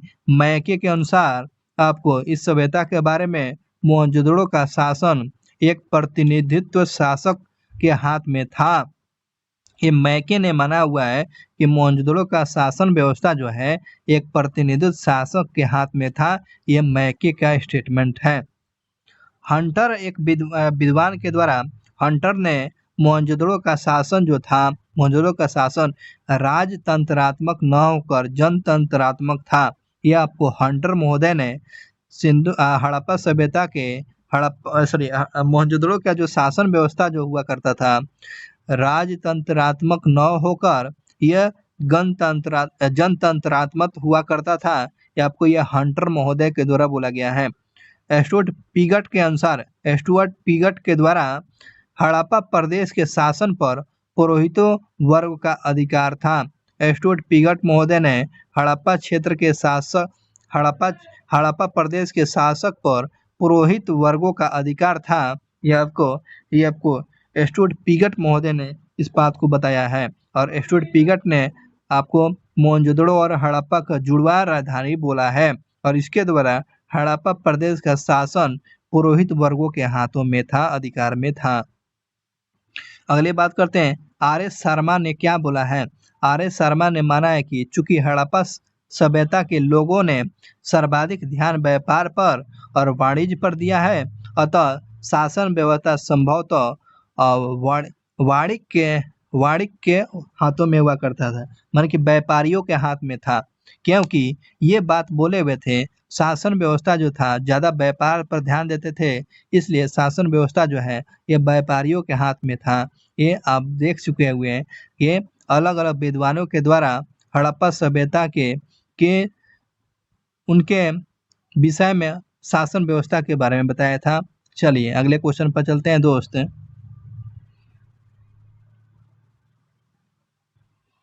अगले क्वेश्चन की बात करते हैं, अग्निकुंड और यज्ञ वेदियों की साक्ष्य किन स्थान से प्राप्त होता है। अग्निकुंड और यज्ञ वेदियों की जानकारी आपको ध्यान रखेंगे। अग्निकुंड की जानकारी आपको लोथल से मिलता है और यज्ञ वेदियों की जानकारी आपको कालीबंगा से मिलती है। यज्ञ वेदियों की जानकारी आपको कालीबंगा से और आपको लोथल से अग्निकुंड की जानकारी मिलती है। कब्रिस्तान R37 का साक्ष्य कहाँ से मिलता है, तो हड़प्पा से मिलता है। कब्रिस्तान R37 की जानकारी हमें कहाँ से मिलती है, तो आपको हड़प्पा से मिलती है। युगल सावधान का साक्ष्य की जानकारी हमें कहाँ में से, मन की 2 लाश को जलाए मन की रखा गया था, मन की उसको गाड़ा गया है, तो उसको जुगल सावधान की जानकारी हमें कहाँ से मिलता है, तो ये जुगल सावधान को दफनाया गया था आपको लोथल से 3 और कालीबंगा से 1। ध्यान रखेंगे, जुगल सावधान में आपको लोथल से और कालीबंगा से 3, कालीबंगा से 1 है। जुगल में आपको लोथल से 2 या 3 मिलता है, कालीबंगा से 1 सावधान की जानकारी मिलती है। आगे बढ़ते हैं, वह कौन सा हड़प्पा कालीन स्थल से कलश सावधान आपको जानकारी होनी चाहिए, माने कि कलशा में एक बर्तन में लाश को दफना देना, उसी को कलश सावधान। ये कलश सावधान की जानकारी आपको मोहनजोदड़ो और सुतकोड़दा से मिलती है। कलश सावधान की जानकारी आपको कहाँ से मिलती है तो कलश सावधान की जानकारी आपको कहाँ से मिलती है, आपको कलश सावधान मोहनजोदड़ो और सुतकोड़दा से मिलती है। अगले क्वेश्चन पर चलेंगे, हड़प्पा सभ्यता के किस स्थान से कब्रिस्तान का प्रमाण नहीं मिलता है, तो कब्रिस्तान आपको मोहनजोदड़ो से नहीं मिलता है।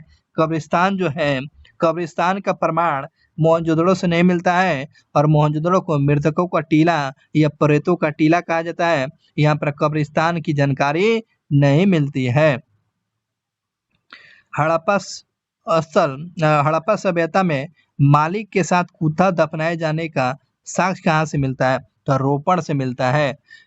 हड़प्पा सभ्यता में बताना है कि मालिक के साथ कुत्ता को दफनाया जाता था। कहाँ से दफनाया जाता था, रोपण में दफनाया जाता था। रोपण में आपको मालिक के साथ कुत्ता को भी दफनाया जाता था, इस बात को ध्यान रखेंगे।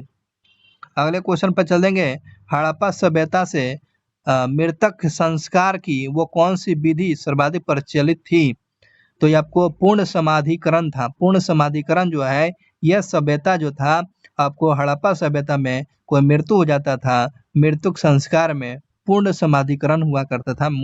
पूर्ण समाधिकरण। योगी और पुरोहित की मूर्ति का जानकारी हमें कहाँ से मिलती है, योगी और पुरोहित की साक्ष्य हमको मोहनजोदड़ो से मिलती है। योगी और पुरोहित की जो जानकारी हमें आपको मोहनजोदड़ो से मिलती है। आंशिक समाधिकरण का प्रमाण कहाँ मिलती है, मन की आधा शरीर जला आधा शरीर मन की उसी तरह खुला, तो आंशिक सावधान जो है आपको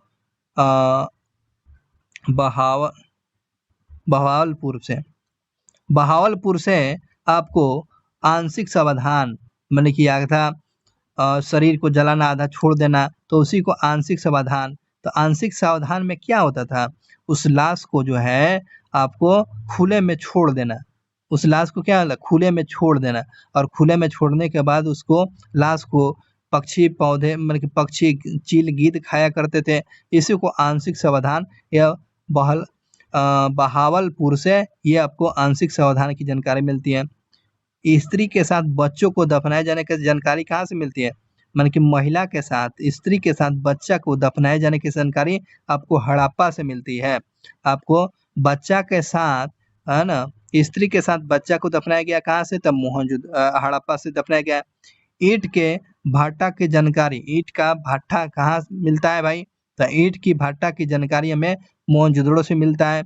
ईंट का भाटा मोहनजोदड़ो से, ईंट के भाटा मोहनजोदड़ो से। हड़प्पा सभ्यता के लोग सोना कहाँ से आयातित करते थे? तो कर्नाटक के कोलार खान मैसूर से आपको यहाँ से सोना आयातित करते थे। हड़प्पा सभ्यता में व्यापार का माध्यम क्या था? वस्तु विनिमय हुआ करता था दोस्त। एक वस्तु ले लिया, मान कि आपके पास गेहूं है तो धान लीजिए, धान है तो गेहूं लीजिए, या इस तरह इसी को वस्तु विनिमय बोला जाता है। आज भी वस्तु विनिमय प्रणाली प्रचलित है। सीप उद्योग का केंद्र कहाँ पर था? सीप उद्योग का केंद्र जो था बालाकोट और लोथल में हुआ करता था। सीप उद्योग का केंद्र पूछेगा, बालाकोट और लोथल में हुआ करता है। बालाकोट और लोथल में सीप उद्योग का केंद्र बोला जाता है, केंद्र था। हड़प्पा सभ्यता में लाजवर्थ मणि का आयातित कहाँ से किया जाता था? दमबख्श से, अफगानिस्तान से किया जाता था। लाजवर्थ यह था, नीलम को बोला जाता था। नीलम को ये जो है आयातित किया जाता था, ये अफगानिस्तान से किया जाता था। अगले क्वेश्चन की बात करते हैं। सिंधु हड़प्पा सभ्यता मेसोपोटामिया के बीच में होने वाले व्यापार की में कौन से बिचौलिया की भूमिका अदा करता था? तो ये आपको बिचौलिया की भूमिका अदा करने में आपको बहरीन हुआ का था, और बहरीन को दिलमुन बोलते थे। क्या बोलते थे? दिलमुन बोला जाता था बहरीन को। तो यह दिलमुन बोला जाता था। सिंधु घाटी सभ्यता और मेसोपोटामिया के बीच में व्यापार में बिचौलिया की भूमिका निभाने वाला कौन था? ये आपको बहरीन, जिसको दिलमुन के नाम से बोला जाता था, दिलमुन के नाम से बोला गया है। हड़प्पा मूल का तांबे का श्रृंगदान कहाँ से मिलता है? श्रृंगदान कहाँ से मिलता है? तो उर आपको मेसोपोटामियाई नगर से मिलता है। आपका मेसोपोटामियाई नगर जो है, यहाँ पर श्रृंगारदान जो है, माने कि मेकअप की जानकारी आपको, ये आपको श्रृंगार की जानकारी आपको उर जो जगह है मेसोपोटामियाई नगर से आपको श्रृंगार की जानकारी मिलती है। स्वास्तिक चिन्ह युक्त मोहर हड़प्पा के किस स्थान से मिलती है? स्वास्तिक युग जो है हड़प्पा के किस स्थान से मिलती है? तो मोहनजोदड़ो से मिलती है। स्वास्तिक कैसे बनाया जाता है?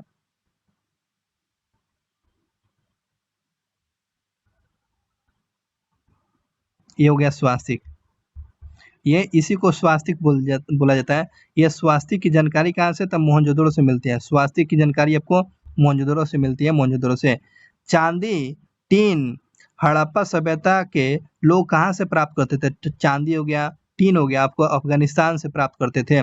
चांदी टीन कहाँ से प्राप्त करते थे? तो ये अफगानिस्तान से प्राप्त किया करते थे, अफगानिस्तान से प्राप्त किया करते थे। अच्छा, अगले क्वेश्चन पर चलते हैं दोस्त। अगले क्वेश्चन जो पूछा गया है कि मोहनजोदड़ो और लोथल की मोहर पर नाव चित्रित किया जाता है, तो ध्यान रखेंगे। तो नाव का चित्रण कहाँ से, किसके पर? तो मोहनजोदड़ो और लोथल के मोहर पर नाव का चित्र मिलता है। तो मोहनजोदड़ो और लोथल के आपको नाव का चित्र मिलता है। कालीबंगा से प्राप्त साक्ष्य के अनुसार यह स्थल चूड़ी निर्माण का क्षेत्र था। कालीबंगा जो है चूड़ी निर्माण के लिए यह जाना जाता था। कालीबंगा क्या? तो चूड़ी निर्माण के लिए कालीबंगा को जाना गया।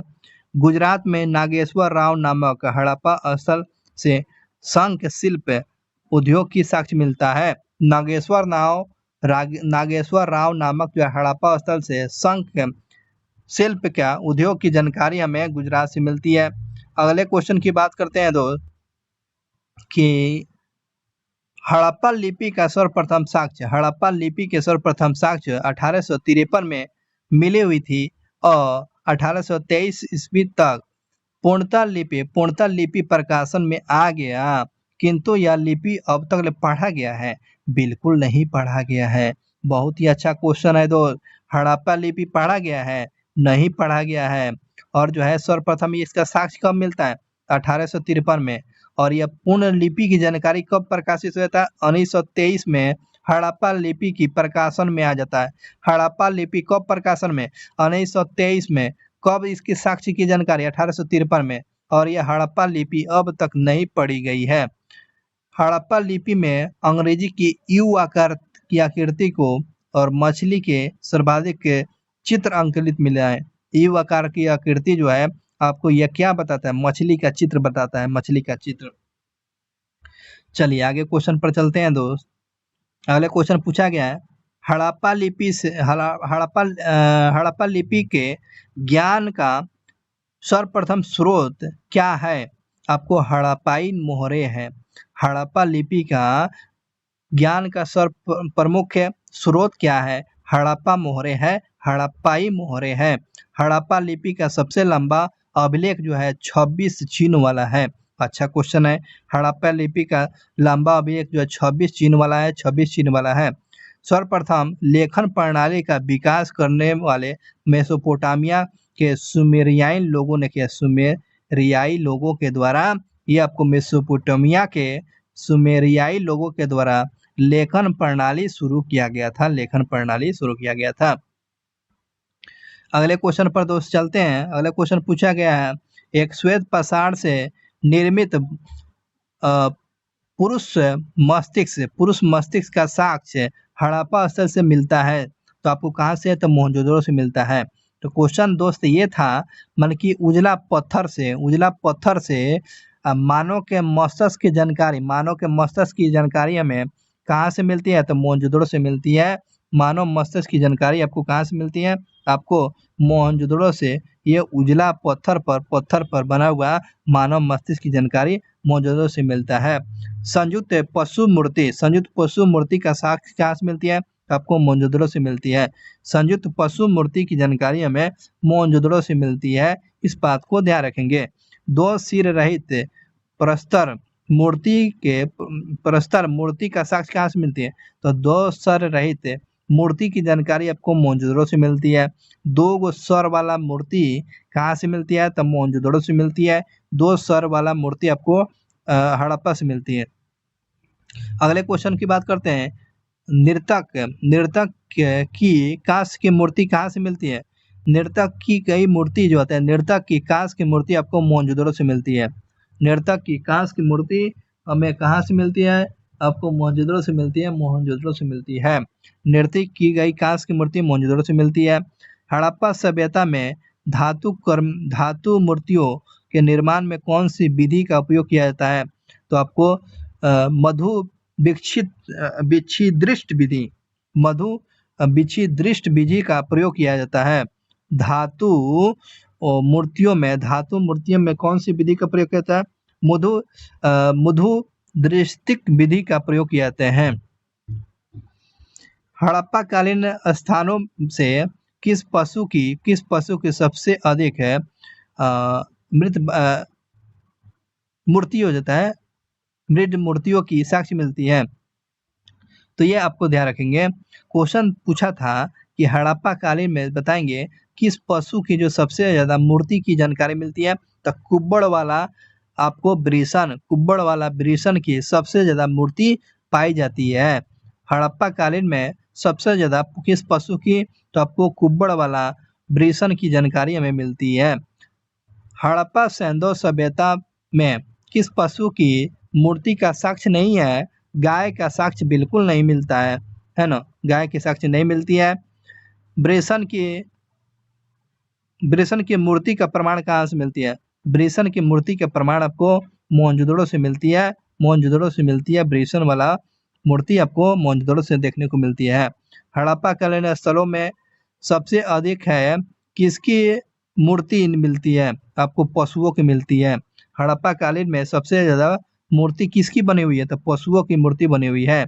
लाल और गुलाबी रंग के मृतभांड किस सभ्यता से सभ्यता के विशिष्ट मृतभांड है, तो आपको हड़प्पा सभ्यता में लाल और गुलाबी मृतभांड का प्रयोग हो जाता है। लाल और गुलाबी मोस्ट इंपॉर्टेंट क्वेश्चन है। लाल और गुलाबी दे देगा काला, काली हो जाएगा काली, तो काली भैया नहीं होगा, काली नहीं। तो लाल और गुलाबी जो मृतभांड किस सभ्यता की देन है, तो आपको हड़प्पा सभ्यता की देन है, ध्यान रखेंगे। हड़प्पा कालीन स्थानों से प्राप्त सर्वाधिक मोहर का निर्माण किससे होता था? सर्वाधिक मोहरे जो निर्माण किससे होता? सेलखड़ी से निर्माण किया जाता था। जो मोहरे किसकी बनी हुई थी? सेलखड़ी की बनी रहती थी, सेलखड़ी की। अगले क्वेश्चन पर चलते हैं दोस्त। अगला क्वेश्चन पूछा गया है, हड़प्पा सभ्यता के विभिन्न स्थानों में किस आकार की मोहरे सर्वाधिक प्रचलित था? तो वर्गाकार जो है मोहर जो था, आपको वर्गाकार मोहर प्रचलित था, वर्गाकार मोहर प्रचलित था। सिंधु घाटी सभ्यता के निवासियों को जानने का मूल स्रोत क्या है भाई? तो मोहर है, और उत्खनन प्राप्त सामग्री से आप सिंधु निवासी के बारे में उसकी पता लगा सकते हैं, उसके मोहर से और उत्खनन सामग्री से सिंधुवासी घाटी सभ्यता के बारे में जानकारी हम लोग प्राप्त कर सकते हैं दोस्त। चलिए मोस्ट इम्पोर्टेंट क्वेश्चन दोस्तों देखेंगे।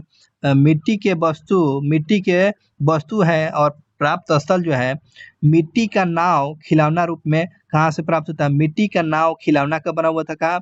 आपको लोथल से। मिट्टी का नाव कहाँ से बना होता था? लोथल से। मिट्टी का हल पूछ रहा है, मिट्टी का हल बनवाली से। मिट्टी का हल आपको बनवाली से, मिट्टी का हल पूछेगा तो क्या बताएंगे? बनवाली से। मिट्टी का बैलगाड़ी आपको मोहनजोदड़ो से। बैल किसका है? तो मोहन का है, तो मोहन का बैलगाड़ी, तो मोहन की मिट्टी का बैलगाड़ी मोहनजोदड़ो से मिलते हैं। मिट्टी के दो नारी मृतभांड कहाँ से मिलती है? मूर्ति कहाँ से मिलती है? मिट्टी के दो नारी की मूर्ति बनवाली से भारत में एक मात्र यहाँ से नारी के मृत मूर्ति मिलती है। तो मिट्टी के दो नारी की मूर्ति आपको बनवाली से मिलती है, एकमात्र जगह से ये मिलती है। अगले क्वेश्चन पर चलते हैं कि मछली, कछुआ और घड़ियाल की आपको मूर्ति कहाँ से? तो आपको हड़प्पा से। मछली की जानकारी हमें कहाँ से? तो हड़प्पा से। कछुआ की जानकारी हमें कहाँ से? हड़प्पा के मिट्टी के बना हुआ था। घड़ियाल की जानकारी आपको हड़प्पा से। ये तीनों आपको मछली, कछुआ, घड़ियाल की जानकारी आपको हड़प्पा से दोस्त मिलती है। और मिट्टी का बना हुआ घोड़ा का चित्र कहाँ से मिलता है? मूर्ति। मिट्टी का घोड़ा कहाँ से? तो लोथल और मोहनजोदड़ो से। आपको मिट्टी का बना हुआ घोड़ा कहाँ से? तो लोथल और मोहनजोदड़ो से मिलता है। आक्रमक वृषण की मूर्ति माने कि खूंखार बैल की जानकारी हमको कहाँ से? तो आपको कालीबंगा से। आक्रमणकारी जो है बैल की जानकारी हमें कहाँ से? तो कालीबंगा से। और वृषण की मूर्ति, तो ध्यान रखें दोनों की बात है। वृषण की मूर्ति आपको मोहनजोदड़ो से, लेकिन गुस्सा वाला बैल कहाँ से? तो आपको कालीबंगा से। बात समझ में आ गया? तो ये मिट्टी का बना हुआ खिलौना से देख लिया ना। मिट्टी का नाव पूछेगा तो लोथल, मिट्टी का हल बनवाले, मिट्टी का बैलगाड़ी मोहनजोदड़ो, मिट्टी के दो नारी की मूर्ति आपको बनवाली से। मछली, कछुआ, घड़ियाल आपको हड़प्पा से। मछली, कछुआ, घड़ियाल आपको हड़प्पा से। घोड़ा के मूर्ति आपको मोहनजोदड़ो और लोथल से। आक्रमणकारी घोड़ा वृषण की मूर्ति आपको कालीबंगा से, और वृषण की मूर्ति आपको लोथल से। चलिए आगे बढ़ते हैं दोस्त। चलिए और हिम्मत करके और देख लीजिए। हड़प्पा कालीन मोहरों का सर्वाधिक अंकन किनका है? तो पीपल वृक्ष का है। तो हड़प्पा कालीन जो है मोहरों पर किसका अंकन सर्वाधिक है? तो पीपल वृक्ष का सबसे ज्यादा देखने को मिलता है। हड़प्पा सभ्यता में नाप तौल की इकाई क्या था? 16 के अनुपात में था। नाप तौल की इकाई कैसा था भाई? 16 के अनुपात में था। आभूषण का ढेर कहाँ से मिलता है? आभूषण का ढेर कहाँ से मिलता है? आपको मोहनजोदड़ो और हड़प्पा से। आपको मोहनजोदड़ो और हड़प्पा से आभूषण का ढेर मिलता है, इस बात को ध्यान रखेंगे। हड़प्पा लिपि के साक्ष्य सर्वाधिक के किस वस्तु पर लिखने को मिलता है? तो मोहरों पर।